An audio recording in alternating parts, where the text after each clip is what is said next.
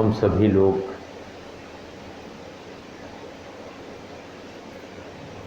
नियमित या निरंतर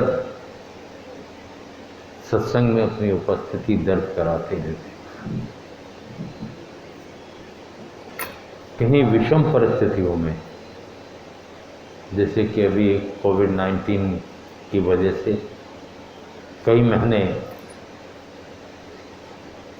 के अंतराल के बाद फिर से वो स्थिति बनी है कि एक दूरी का ध्यान रखते हुए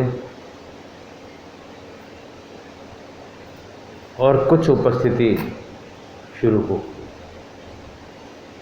ये भी उसकी मौज है और वो भी उसकी मौज है। निश्चित है सबके अंदर कुछ ना कुछ छिपा हुआ है। कारण कुछ भी रहे हैं, लेकिन कोई ना कोई रहस्य, कोई ना कोई किसी तरह से हमारी संस्कृति का बोध कराने का तरीका, अपने आप को समझ सकें और आगे चल सकें, उसके शायद उसने ये तरीके निकाले। कोविड के अंतर्गत जो कई वर्षों से कई बार सत्संग में कहने में आता था कि स्पर्श करने से जहाँ तक हो बचना चाहिए, एक दूसरे के कर्मों का आदान प्रदान हो जाता है। कई बार किसी के पुण्य कहीं चले जाते हैं, किसी के पाप कर्म कहीं चले जाते हैं और एक दूसरे को भुगतान करना पड़ता है। किसी को लाभ मिल जाता है, किसी को नुकसान हो जाता है। आज से ही नहीं, प्राचीन से ही व्यवस्था रही है। प्राचीन काल में भी अधिकतर देखें हम, कहीं हाथ मिलाने या कोई प्रथा थी नहीं। ऐसा महसूस होता है कि हम सबसे ज़्यादा वो ग्रामीण अंचल के दूर दराज क्षेत्रों के लोग को सब पता था, तो वो क्या करते थे? ईश्वर का नाम, जय रघुनाथ जी की, और प्रणाम दूर से ही किया करते थे। पाश्चात्य देशों की वजह से ये सारी व्यवस्थाएं बिगड़ी, लेकिन कोविड-19 की वजह से आज पाश्चात्य देशों को भी वही अपनाना पड़ रहा है जो हमारी संस्कृति में पहले से था।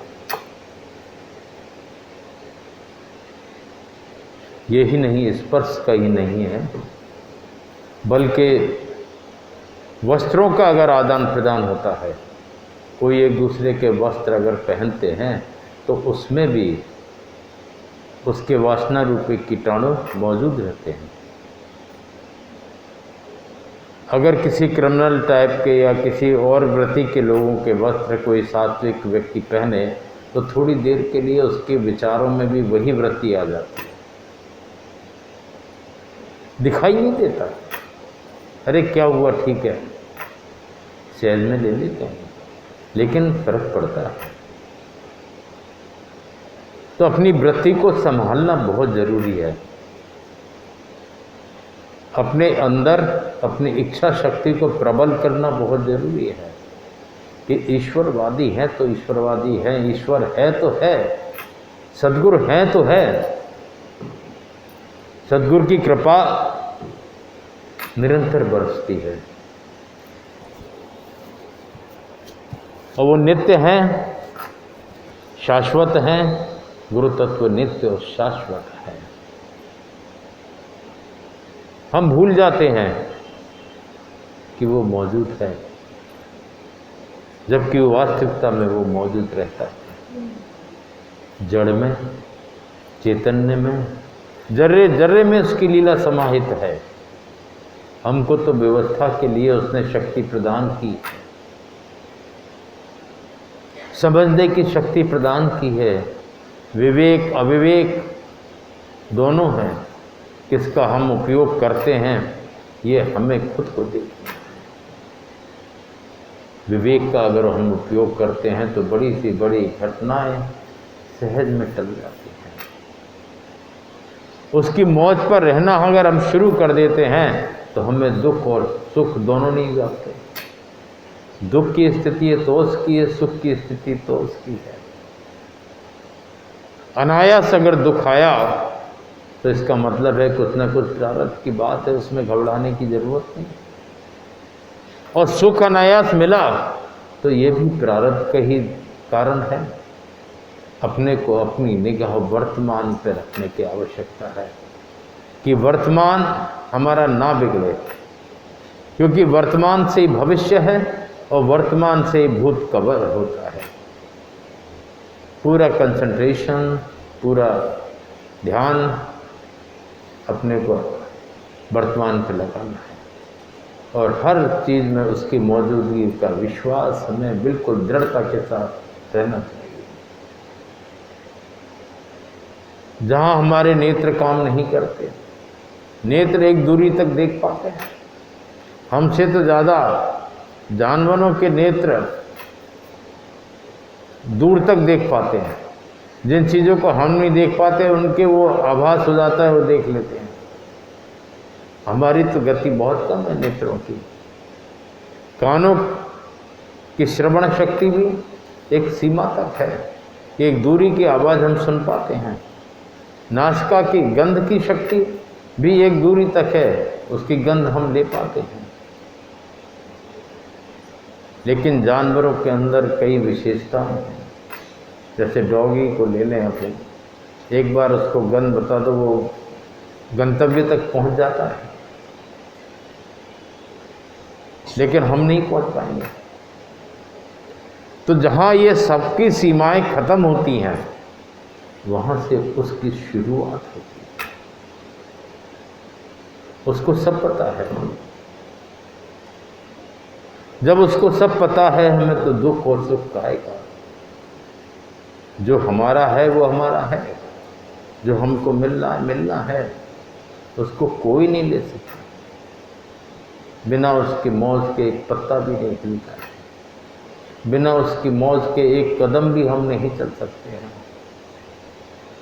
अपनी सात्विक वृत्ति रखें और नाम के सुमरन से अपने आप को बांध दें। हम सोचते हैं कि अगर हम ऐसा नहीं करते तो ऐसा नहीं होता, वैसा नहीं करते तो वैसा नहीं होता। उसने हमें शक्ति बख्शिश में दी, जिस कार्य के योग्य बनाया वो कार्य हम कर रहे हैं। लेकिन ये नहीं कि हम कर्ता हो गए, उसने निमित्त बनाया। और वही भाव अगर हमारे अंदर रहेगा तो निश्चित है कि प्रमुखता हम सद्गुरु की रखेंगे, ईश्वर के रखेंगे, मालिक की रखेंगे, तो उनकी कृपा सदैव हमारे ऊपर बरसती रहेगी और हम उसका आनंद लेते रहेंगे। जब मैं कर्ता का भाव आ जाता है कि मैंने ये किया इसलिए ये हो गया, मैं नहीं करता तो ऐसा कैसे होता है, जब ये भाव आ जाता है वहाँ अहंकार पुष्ट होता है। मैं कर्ता का भाव आ जाता है, अहंकार उजागर हो जाता है। और अहंकार जब उजागर हो जाता है तो कहाँ हम उसकी दया के पात्र रहेंगे। जहाँ अहंकार है, जीव और ईश्वर का अगर बीच का एक कोई पर्दा है और वो है अहंकार, जो कि उससे मिलने नहीं देता। तो हमें चाहिए कि अपने अहंकार को डाइवर्ट करें, क्रोध को डाइवर्ट करें। जितने विकारी अंग हैं वो तो शरीर के साथ रहते हैं, लेकिन इनको उनके चरणों की तरफ डाइवर्ट कर दें। मान सम्मान सब उस मालिक का, वो हमारा क्या है, ना चीज़ है। फिर भी हम चाहते हैं, वहीं गलती है। जब वो है तो हमारा कहाँ। जब माता पिता होते हैं तो उनके सम्मान की चिंता पुत्र को होना चाहिए। जब गुरु होते हैं तो शिष्य को गुरु के सम्मान की चिंता होना चाहिए, ना कि अपने अहंकार की संतुष्टि के लिए हम किसी को भी कष्ट दे दें। अभी पद के अंतर्गत और जो उपदेश शब्द महापुरुषों के उपदेश लिए जा रहे तो उसके अंतर्गत भी यही आया। जब तक मेरा तेरा ये सब है और उसके नहीं है, तब मेरे तेरे में ही फंसे हुए हैं तो उसके कहाँ हो गया। और जब वो है तो मेरा तेरा खत्म हो जाता है, सबके अंदर वही नजर आता है। दुख सुख जीवन के दो पहिए हैं जो बैलेंस बना के चलते हैं। दुख भी है सुख भी है, पर दुख के समय दुखी ना हो, सुख के समय सुखी ना हो, खुश ना हो इतना ज़्यादा कि फूल जाए मन। और दुख के समय प्रारब्ध को सोच करके कुछ ना कुछ सूली का सुई हुआ है, इतना दुख आना ही था, आया कोई बात नहीं, वो देख रहा है तो ढाढ़स बन जाता है। और उसकी कृपा से बड़ी से बड़ी परिस्थितियां सहज में निकल जाती हैं, बड़े से बड़े कष्ट सहज में निकल जाते हैं। लेकिन अगर हम उन कष्ट में अगर व्याकुल हो जाते हैं तो वही कष्ट हमारे लिए सूली जैसा काम करता है और हम व्याकुल हो जाते हैं, व्यथित हो जाते हैं। और विश्वास पे जब चलते हैं तो वो कष्ट भी सहज में निकल जाता है और हम खुश रहते हैं।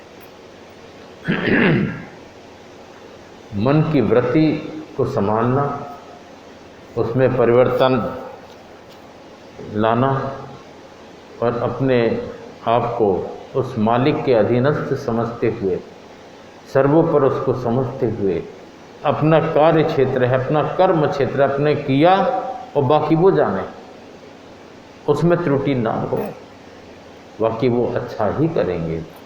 अनायास कुछ हो भी जाता है तो भी वो संभाल कर लेते हैं, वो पूरी संभाल करते हैं। लेकिन हमारा विश्वास, हमारी मन की स्थिति डामाडोल रहती है, उस कारण से हमें तमाम कष्ट आते रहते हैं। हमारा विश्वास दृढ़ उस मालिक की तरफ है कि मालिक है तो है, उसकी कृपा है तो है, और वो सर्वोपर है, सब देख रहा है, सुन रहा है। हम क्या हैं? तो निश्चित तौर पर उसकी कृपा से सहज में ही सब कार्य संपन्न हो जाते हैं। अपने आप को संभालें, अपने आप को देख के चलें, अपने वृत्ति को संभालें। साधक का मतलब यह है जिसने अपने आप को साध लिया, चारों तरफ से साध करके बैलेंस होके चलता है और केवल एक ही लक्ष्य को लेकर के एक विश्वास के साथ, श्रद्धा के साथ लगा रहता है, तो उसकी संभाल अपने आप होती रहती है। उनको तो पता भी नहीं लगता, जहाँ से वो जुड़ा होता है वो सत्ता स्वयं उसके लिए कार्य करती है, जिसका कि हमें आभास नहीं होता है। कई उदाहरण पंजाब में बाबा फकीर चंद जी हो गए हैं, अच्छे महात्मा थे, उनके एक शिष्य थे, अच्छी खूब सेवा वगैरह भी करते थे, किसान थे। एक बार उनके खेत में गेहूं तैयार हो गए थे, पक गए थे, तो लेबर लगाने के लिए पैसे थे नहीं, तो घर के लोग अपने खुद ही जा कर के काटना शुरू होगा। थोड़े से 2-3 बीघा 4 बीघा हुई, बुखार था, अगर नहीं काटते हैं तो चिड़िया वगैरह चुग जाती, नुकसान हो जाता। तो लगे है विलम्ब हो गया, एकदम गस्सा आया तो वहाँ गिर गए। सुबह 4 बजे करीब जब होश आया तो उन्होंने क्या देखा कि उनके गुरुजी हंसिया लिए पूरी फसल को उन्होंने काट दिया, थोड़ा सा एक कोना रह गया। वो कोना एकदम वो दौड़े, अरे गुरुजी ने इतना कष्ट उठाया, और उसी हाल में दौड़ करके पकड़ना चाहा तो वहाँ कौन था, कोई नहीं, अदृश्य हो गए। तो कोना जो रह गया था वो उसने काटा और फिर बहुत व्याकुल रहा दर्शनों के लिए। फसल वसल लेकर के फिर गुरुद्वारे पहुँचे, गुरु जी के दर्शन किए कि महाराज मेरी वजह से आपने इतना कष्ट उठाया, आपने पूरी रात मेरी फसल काटी तो वहाँ रहे, पर पता नहीं मैं जब पकड़ने गया तो आप पकड़ में नहीं आए, मैं चरण नहीं स्पर्श कर पाया। उन्होंने कहा भैया तुमको गलत फहमी है, मैं नहीं कहीं गया ना आया, मैं तो यहीं हूँ, आश्रम में हूँ, तुम्हारे कहाँ जाऊँगा मैं गाँव में? मैं कहा नहीं, मैंने तो इन नेत्रों से देखा। तो वास्तविकता से फसल कटी थी, उसने नेत्रों से देखा था। तो उनका नहीं नहीं आप ही थे, आप ही थे। फिर उनका सुनो, वो सत्ता जो सर्वोपर है, ऐसे दूतों के साथ वो सत्ता विश्वास की दृढ़ता के लिए कभी कभी ऐसे कार्य कर देती है कि उसने मेरा रूप रखा और वो काम कर दिया, पर मैंने नहीं, वो सत्ता ने किया है। और जिसने नेत्रों से देखा तो वही मानेगा, वर्तमान ने किया, बहुत उसको कहा। बाद में वो गुरुमुख शिष्य हुआ।